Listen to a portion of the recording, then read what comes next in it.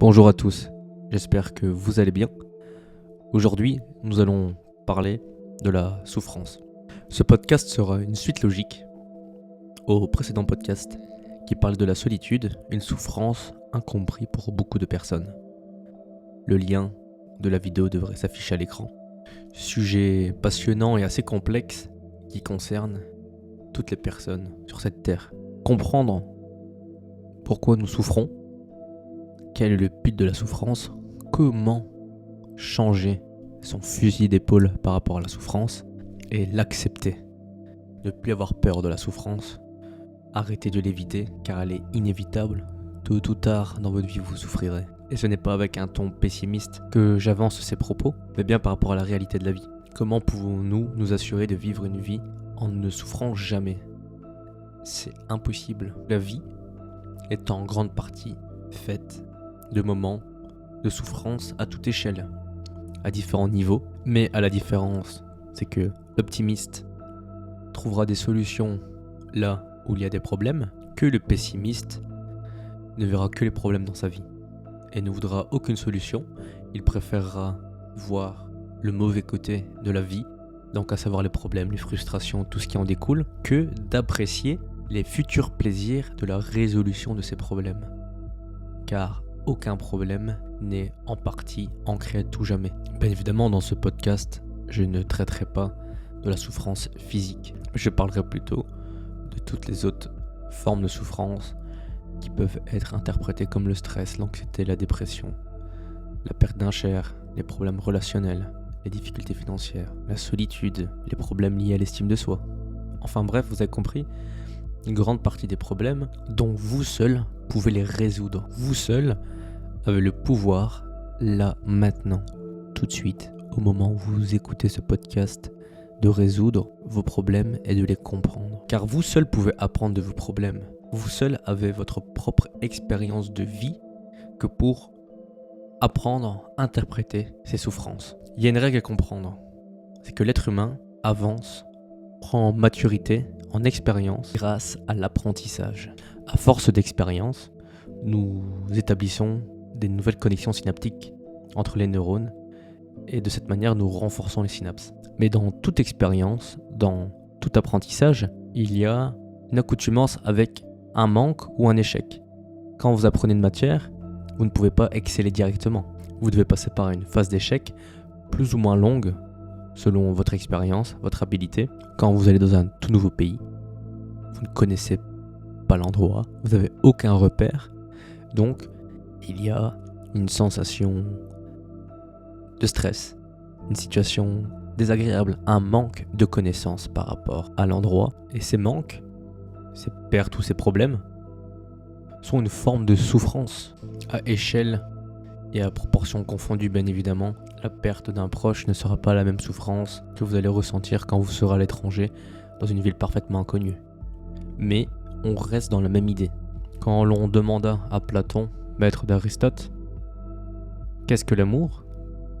Il répondit « L'amour est désir, et le désir est manque. » Il rajouta « Ce que l'on n'a pas, ce que l'on n'est pas, bref, selon dont on manque, voilà les objets du désir et de l'amour. » Voilà pourquoi, si souvent, le bonheur est manqué. Je n'aime et désire que ce que je n'ai pas, que ce qui me manque, donc j'aime et désire que ce que je n'ai pas. Mais alors, qu'est-ce que être heureux ? Platon répond tout simplement, être heureux, c'est avoir ce que l'on désire. Mais si le désir est manque, alors tu ne désires que ce que tu n'as pas. Et si tu ne désires que ce que tu n'as pas, tu n'as jamais ce que tu désires. Et donc, tu n'es jamais heureux, puisque être heureux, c'est avoir ce que l'on désire. Dès que l'un de nos désirs est satisfait, il n'y a plus de manque. Et s'il n'y a plus de manque, il n'y a plus de désir, puisque le désir est manque. Vous n'avez donc pas ce que vous désirez, puisqu'il n'y a plus de désir. Vous avez ce que vous désiriez avant, du temps où vous ne l'aviez pas. Car être heureux, ce n'est pas d'avoir ce que l'on désirait, mais c'est d'avoir ce que l'on désire. Et ce passage de Platon est un beau rappel sur le bonheur.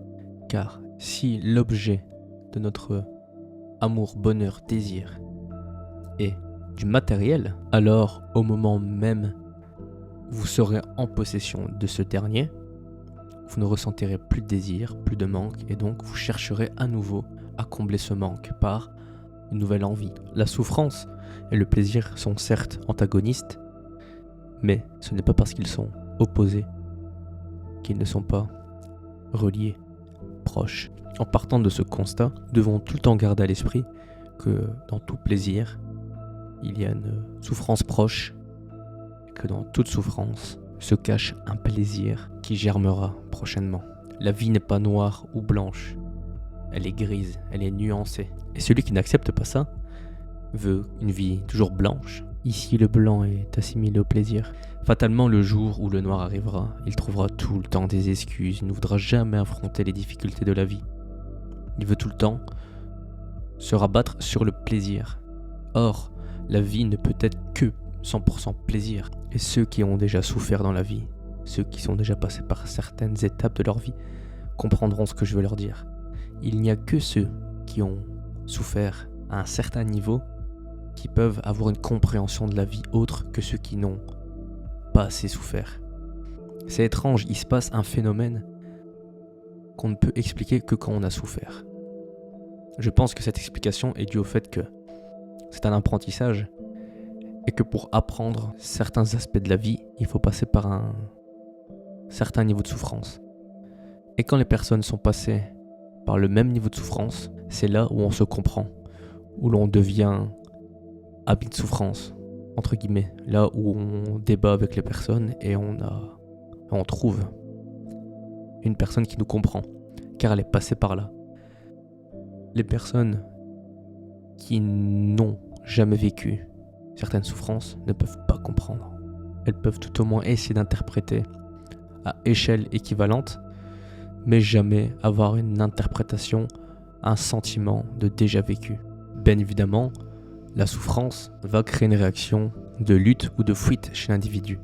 Mais à force d'être confronté à des situations de toute souffrance confondue, à force, votre cerveau va savoir que la situation de souffrance actuelle n'est plus une situation de lutte ou de fuite, mais une situation tout à fait normale. C'est à force d'être face à tes souffrances, peu importe les échelles, que vous étendez votre zone de confort, votre zone par défaut. Et c'est pour ça que nous ne sommes pas tous égaux face à l'expérience.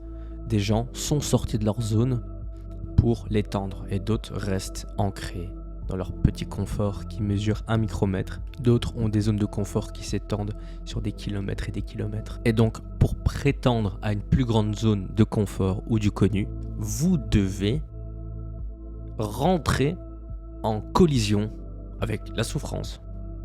Et après, vous devez lui donner la main. Elle deviendra votre amie pour avancer. La peur est une fausse évidence qui semble vraie. Et pour moi, la vie, c'est ça, les gars. C'est découvrir, c'est sortir de sa zone, c'est passer par des souffrances, des rejets, des échecs, mais jamais ancré dans la roche. Toujours temporaire. Un échec n'est jamais définitif. Le seul moment où il sera définitif, c'est quand vous vous arrêtez sur place, que vous avez décidé d'abandonner. Boiter est une entrave à la jambe, pas pour la volonté. On n'a qu'une seule vie. La vie est si complexe au niveau de sa programmation, l'univers, comment il s'est forgé, comment la vie est apparue sur Terre, comment vous êtes né, et vous êtes là, vous avez la chance de vivre sans jamais vouloir s'améliorer, sans jamais vouloir sortir de sa zone, sans jamais vouloir apprendre. Mais franchement, c'est quand même triste. C'est une chance même que l'on a de pouvoir communiquer entre nous. Une chance, et peut-être même si vous êtes là, c'est que vous nourrissez un désir d'apprentissage, de compréhension de la souffrance pour progressivement apprendre et sortir de tout ça. C'est une chance, et une fois de plus, il faut voir le côté objectif de la vie, accepter qu'il y a des souffrances, des moments de plaisir, mais que ces souffrances sont une motivation pour rapidement continuer à avancer et voir toute la route qui est parcourue. N'oublie pas que ce n'est pas la destination, mais le chemin qui compte. Je crois qu'on ne peut mieux vivre qu'en cherchant à devenir meilleur, ni plus agréablement qu'en ayant la pleine conscience de son amélioration. C'est vraiment ça la vie, c'est d'avoir la conscience de savoir qu'on a la chance et la possibilité de pouvoir s'améliorer. Et libre à vous de vous améliorer quand vous le voulez, au moment même où vous l'avez décidé. Tu dois devenir l'homme que tu es. Fais ce que toi seul peux faire. Deviens sans cesse celui que tu es. Sois le maître et le sculpteur de toi-même. Donc apprenez tout le temps de vous-même. Remettez-vous en question. Ne restez plus dans votre zone de confort. Essayez de percer à jour vos excuses, de savoir où vous voulez aller. Avoir un but, l'atteindre sans avoir peur de souffrir. Avez-vous déjà entendu la phrase « La vérité vous rendra libre ». Bien qu'elle vienne de la Bible, je ne suis pas forcément croyant à proprement parler, mais je suis convaincu qu'il y a une force très puissante à travers des ouvrages bibliques ou tout autre ouvrage se rapportant à la religion. Il y a une force transcendante dans les dires de la Bible, par exemple, car je la cite. C'est d'ailleurs pour cela que c'est l'un des livres les plus lus au monde. Les textes contenus dans la Bible sont vraiment de l'or pour celui qui sait les interpréter. Bon, revenons à cette phrase. La vérité vous rendra libre. Ce que cette phrase tend à dire, c'est que pour être heureux, il faut savoir où l'on va. Il faut également avoir un but, un vrai but. Un but qui n'est pas influencé par les autres. Un but qui donne du sens à notre vie. Et c'est là où on dit également qu'un aveugle peut-il être libre d'aller où il veut. Autrement dit, une personne qui est aveugle sans but peut-elle vraiment avoir une direction de vie et être heureuse? Non, car c'est le but qui rend la vie belle. Dans ses échecs comme dans ses réussites, l'homme aveugle refuse toute expérience de vie. Est-ce que ça en vaut vraiment la peine? L'absence de souffrance vous fera devenir un homme aveugle. La souffrance fait partie du processus d'amélioration, fait partie de la beauté de la vie. Même les moments les plus beaux sont mélancoliques. On le sent qu'ils sont fugitifs. On voudrait les fixer, mais on ne peut pas. Donc une fois de plus, il faut apprendre à ne plus avoir peur de tout ce qui est en rapport avec la souffrance. Quand l'on veut le positif, il faut également prendre la nuance de négatif qui va avec. C'est tout, ça fait partie de la vie. Donc celui qui veut récolter que le positif ne se donnera peut-être qu'à 10% pour avoir en contrepartie 0% de négatif. Mais celui qui va chercher 100% dans tout ce qu'il fait, il récoltera peut-être 15-20% de négatif. Mais il aura toujours une portion beaucoup plus importante que celui qui s'est restreint dans son action. Donc vivez les moments à 100%. Donnez le meilleur de vous-même, même si vous savez déjà à l'avance que vous ne serez pas à 100%, mais la prochaine fois, vous allez vous améliorer, et ainsi de suite. Et petit à petit, vous vous accoutumerez avec l'échec, la souffrance.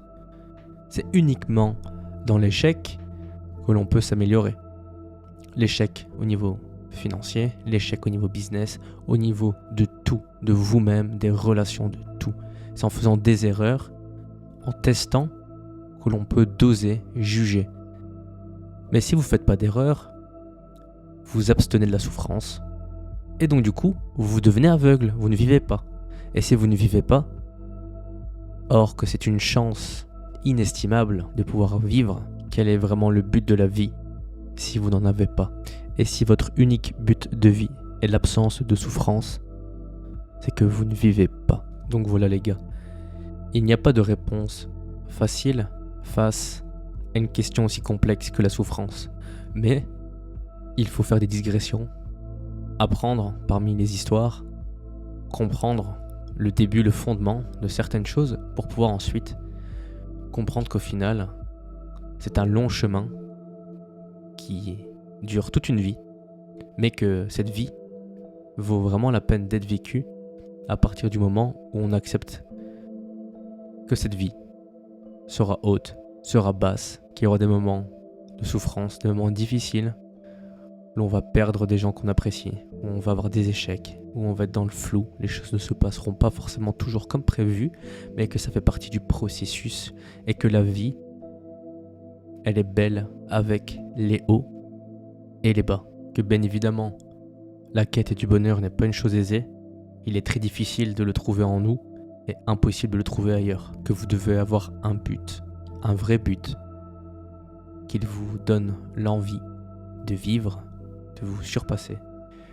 Car il n'est point de vent favorable pour qui ne sait en quel port se rendre. Sachez où vous allez, n'ayez pas peur des blessures, car une fois de plus, c'est comme ça que vous apprendrez.